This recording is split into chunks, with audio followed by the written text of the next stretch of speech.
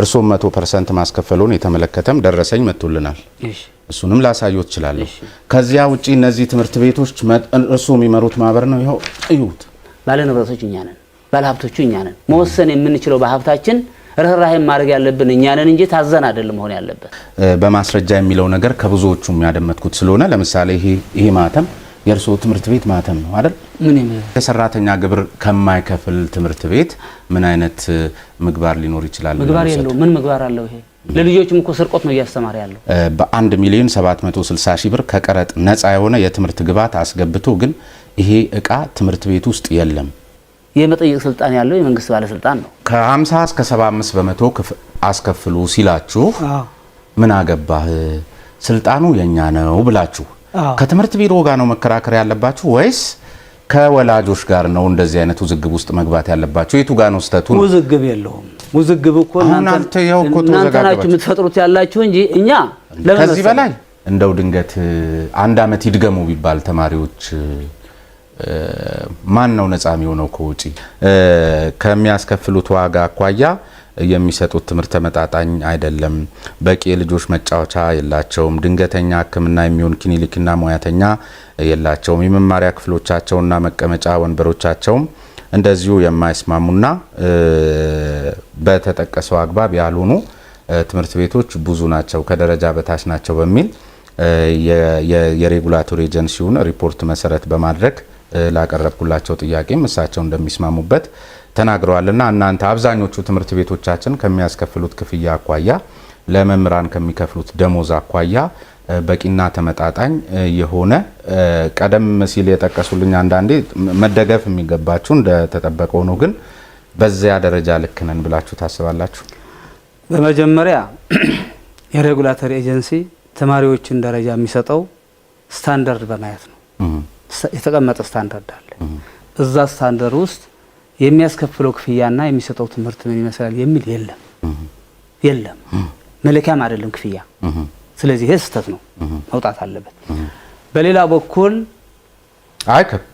ክፍያው መለኪያ ሳይሆን አንዳንድ ጊዜ ግድ እንትኗን የሚያስ ሳይሆን ለምሳሌ አንድ አካል አሁን ለምሳሌ ለምን የልጆች መጫወቻ በስፋት የላችሁም ስትባሉ ብዙ ጊዜ የምታቀርቡት የመሬት አቅርቦቱ ከሊዝ ነፃ ምናምን ነው አይደለ ስለ የመሬት አቅርቦት የሚልም እዛ መመሪያ ውስጥ የለም ነገር ግን አለ ነገር ግን ነው ምሉት ነገር ግን ክፍያ ማለት ዞሮ ዞሮ ለትምህርት አገልግሎት ቢዝነስ ነው ትርፍ ያሉኝ ነገር እንደተጠበቀ ሆኖ ግን ደግሞ ማሟላት በሚያስችል አግባብ ውስጥ ሆነው ሳያሟሉ የሚቀሩት ለማለት ነው ነው ሳያሟሉ በል በቃ ስታንዳርዱ ላይ የተቀመጠ ነገር አላሟሉም ነው ደረጃ ነው እንደኛ እምነት ደግሞ አብዛኛዎቹ ትምህርት ቤቶች ከፍተኛ ደረጃ ማግኘት የነበረባቸው ሳያገኙ ታልፈዋል ስታንዳርዱ ራሱ ሁለት መሰረታዊ ችግሮች አሉት አንደኛው እዛ ስታንዳርድ የተቀመጡ ነገሮች አንዳንዶቹ ለትምህርት ስራው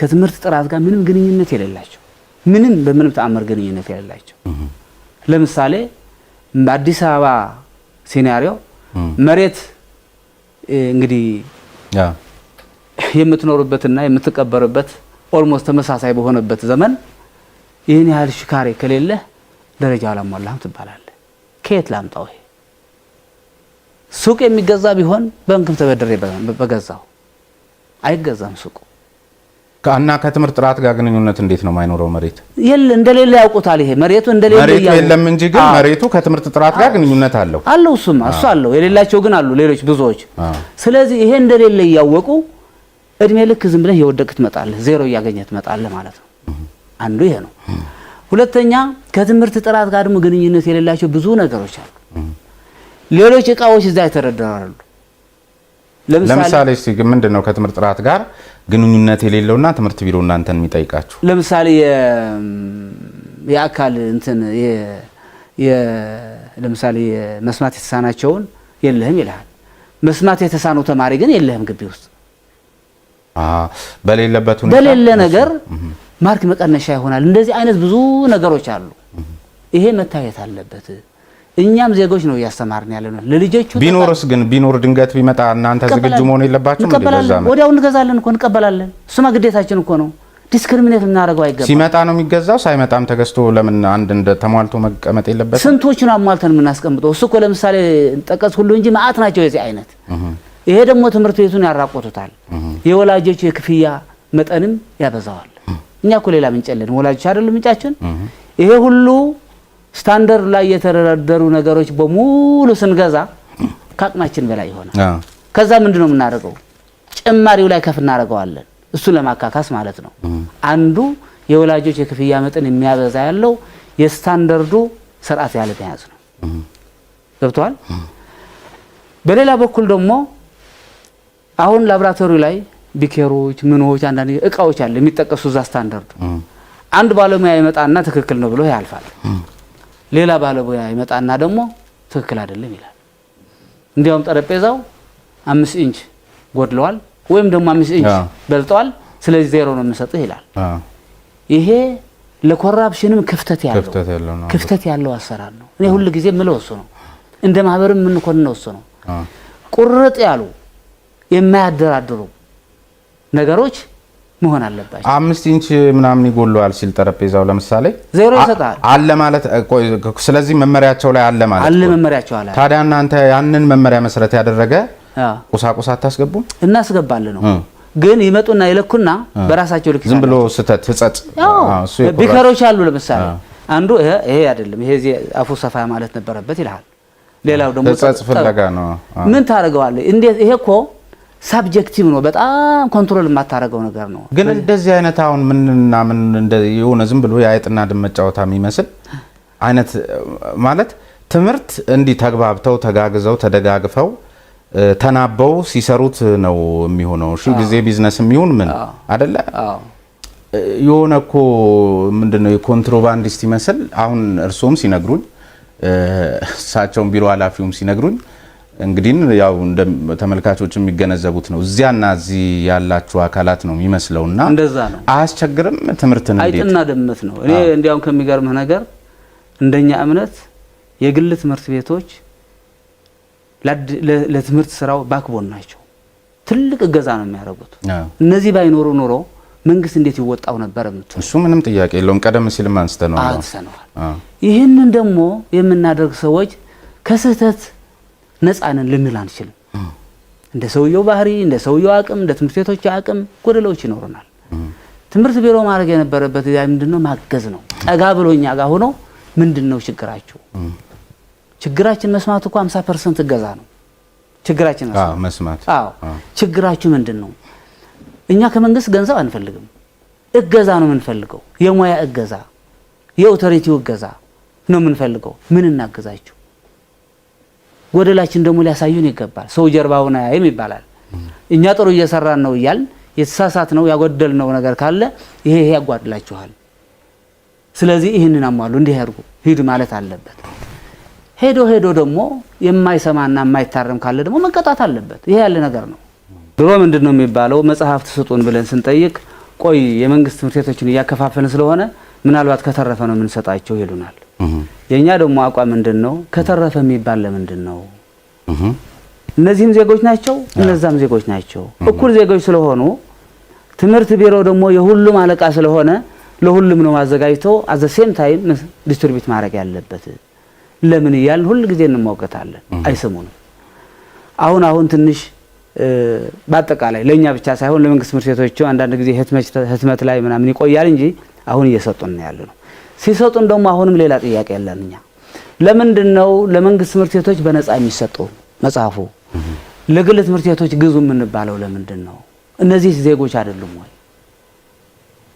ሁለት ተማሪዎች አንድ ጎረቤት በጎረባባች ሆነው ሲቀመጡ ያኛው በነፃ ይኸውና ተሰጠኝ ብሎ ይዞ ሲመጣ ያኛው በግጅም ራሱ ገና ቀጠሮ እየጠበቀ መሆኑ ሲያይ ምንድነው የሚሰማው? ስለዚህ ለሁሉም በነፃ ስጧቸው። እኛ ደግሞ ተቀብለን ለ5 ዓመትም ከሆነ የሚቆየው መጽሐፉ ለ5 ዓመት እናቆያለን፣ ለ4 ዓመት ከሆነ ለ4 ዓመት እናቆያለን። ይሄ ትክክል አይደለም ብንላል። እንዲያውም በዚህ ላይ መጽሐፍ ላይ ሲመጣ ከወላጆች ጋርም እያጣሉን ነው። በየዓመቱ ሽያጭ ያከናውናሉ የሚባለው እነሱ ናቸው። በመጀመሪያ በሽያጭ ነው የሚሰጡን። በሽያጭ ሲሰጡን በየዓመቱ ማለት ነው። በየዓመቱ የነበረ አትሏቸውም እናንተ የባለፈው ዓመት ስላለ እሱንና እንዲያውም ይሄ መጽሐፍ ብዙ ችግር አለው። መጽሐፉ ላይ ምን ይላል? 20 ብር ይላል ዋጋው። ስንገዛ 70 ብር ግዙ ይሉናል ከትምህርት ቢሮ። ወላጆች መጽሐፍ ሲገዙ የሚያዩት መጽሐፉ ላይ የተጻፈው 20 ብር ነው። አዎ ልክ ነው። እንግዲህ በትምህርት ቤቶች ላይ ያለው ስም እንደምታውቀው ነው። ከአንድ መጽሐፍ 50 60 ብር እየወሰዳችሁብን ብለው ይሰድቡናል። አረ አይደለም። እኔ ስጨንቀኝ አሁን ምንድነው የምናደርገው? የገዛንበትን ደረሰኝ አለ አይደለም ከትምህርት ቢሮ የገዛንበትን ደረሰኝ ፎቶኮፒ አድርገን እዛ እንለጥፍላቸዋለን። ይሄን ሁሉ ችግር ግን የእናንተም አሁን አንዳንዴ ነው የሚታየኝ ሁሉም ትምህርት ቤት እንደዚህ ከሚሆን የእናንተም ድክመት ብዬ በግሌ ማስበው ለምሳሌ ማህበር ናችሁ እናንተ መለጠፉ እንደተጠበቀ ሆኖ ዝም ብሎ የግለሰብ ግጭት ከማድረግ ማህበሩ አቅም አለው አይደል? የሆነ ነገር የመፍጠር በጀት ይዞ ስለሚንቀሳቀስ ከተማ አስተዳደሩ ሚዲያ ስላለው መብታችሁም ስለሆነ ሌላስ ቦታ አሁን እኛስ ጋር ልክ እንደ አንድ ወላጅ ብቻ ጥቆማ እንደሚመጣው እንደ ማህበር እናንተ ትምህርት ቢሮ 20 ብር መጽሐፉ ላይ ጽፎ 70 ብር እየሸጠልን ከወላጆች ጋር ንትርክ ውስጥ ሲከተን የመማር ማስተማሩ ስራ ይታወካል። ለምንድን ነው እንደዚህ የሚሆነው የሚል ነገር ለነዛ ነግራችሁም ቢሲሏችሁ እንደዚህ አይነትስ መንገድ መጠቀም ጥሩ አልነበረም? ጥሩ አይደለም። ጥሩ አይደለም። ለምን? ምክንያቱም በእለት ተእለት ስራችን ብዙ እንቅፋት ይገጥመናል። እዛ አዎ እቺን ብታረጉ ተሳቀን ነው የምንኖረው እኮ እኛ። ህጉ የሚለው እንኳን ትምህርት ቢሮ እቺን አረከኝና ብሎ የሚያደርጉ ማአት ናቸው ይቆነጥጣል። እንዲያውም ከቢሮው በወረደ ወደ ክፍለ ከተማ ወደ ወረዳ ሲወርድ በቃ ጅንጉርጉር ነው አሰራሩ። ብዙ ይህን ሁሉ ተሸክመን ነው የምንሰራ ያለ ነው እኛ። በህጉ መብታችን ምን ድረስ እንደሆነ እናውቀዋለን። ማንንም ሰው በህግ እኩል ነው ይላል። እኔም መብቴ ነው ማለት ይችላል አፌን ሞልቼ ማንንም ሳልፈራ ማለት ነው። በተግባር ስትሄድ እንደዛ አይደለም። ተሸማቀቀን ነው የምንኖረው። ተሸማቀን አንዳንዴ እንዲያውም እንዲያው ምን አይነት ኢንቨስትመንት ውስጥ ነው የገባ ነው ብለን እስከምን ለምን ሲባል ግን እናንተ አሁን የትምህርት ዘርፍ ሰዎች ናችሁ። የትምህርት ዘርፍ ሰው ደግሞ ማለት በምክንያት የሚያምን ነው። ኢ ምክንያታዊ ለሆነ ነገር እጅ የማይሰጥ ነው። ህገ ወጥ ለሆነ ነገር እጅ የማይሰጥ አካል መሆን አለበት አይደል? የትምህርት ባለሀብት ለምን ሲሆን ነው የምትሳቀቁት? የፈለገውን ይፍች እንደነዚህ አይነት ኃይሎችን በየመዋቅሩ ያሉትን በምክንያት መተጋገሉ አይሻልም? ለእቺን ብናረግ እቺን እንሆናለን በሚል ልክ እንደማንኛውም ቢዝነስ ከምትተውት እንታገላለን። የትግሉ ደረጃ አለው እንጂ እንታገላለን። ምን ይባላል መሰለ እንግዲህ አንተም ኢትዮጵያዊ ሆነህ ታውቀዋለህ። እንደ ጤፍ ጤፍን ያህል የሚበልጥህ እንደ ጤፍ ያደቅሃል ይባላል። እነሱ ፍቃድ የሚሰጡ እነሱ ናቸው፣ የሚቆጣጠሩ እነሱ ናቸው። እቻስ ታስፈልጋለች ከተባለ አንተ ኢንስፔክተር ሆነ መጥተህ አዎ ትክክል ነች ብለህ ከሄድክ ሌላ ሰው በአንተ ሙያ መጥተህ ደግሞ ይሄ ትክክል አይደለም ምክንያቱም 1 ኢንች በዚህ መጨመር ነበረባት ይላል። ምን ነው ታደርገው? እኛ እንዲያውም ገብተን የገባንበትን ጉድጓድ መውጫተን ነው እንጂ ይሄ ትምህርት ዘርፍ የሚመረጥ አይደለም። በቢዝነስ አይነት የሚመረጥ አይደለም። ስራው የተከበረ ነው። የምትውለው ከህፃናት ጋር ነው። ብታስተምረው ህፃናትን ነው። ልጆቹ ከኬጂ ጀምረው እንዴት እያደጉ በእውቀትም በአካልም ሲመጡ በጣም ደስ ይላል። አስመርቀህ ዩኒቨርሲቲ ጨርሰው በየስራ ዘርፉ ተሰማርተው ሲያገኙ ሲያቅፉ ሲሰሙ ትልቅ ሀብት ነው። ግን በስራው ላይ ያለው እንቅፋት ይሄን ያህል ነው ተብሎ ተናይ አንደኛ አይታወቅም። ትምህርት እንደማንኛውም አሁን ስላነሱት ነው ይሄ እንደማንኛውም እንደ ቢዝነስ ሸቀጥ ነው ተብሎ መታየቱ በራሱ ገና ያልጠራና በብዙ አሁን በቀደምሳቸው ሲያወሩ ሌላ ነው። የእናንተ ምልከታ እዚህ ላይ ምንድነው? ለምን መሰለ አይሸሹም ዞራሉ የሚባል ነገር አለ። ትምህርት ቢዝነስ ነው፣ ፒውር ቢዝነስ ነው። በንግድ ህግ የሚተዳደር ነው። ትምህርት ተራ ሸቀጥ አይደለም የሚባለው ግን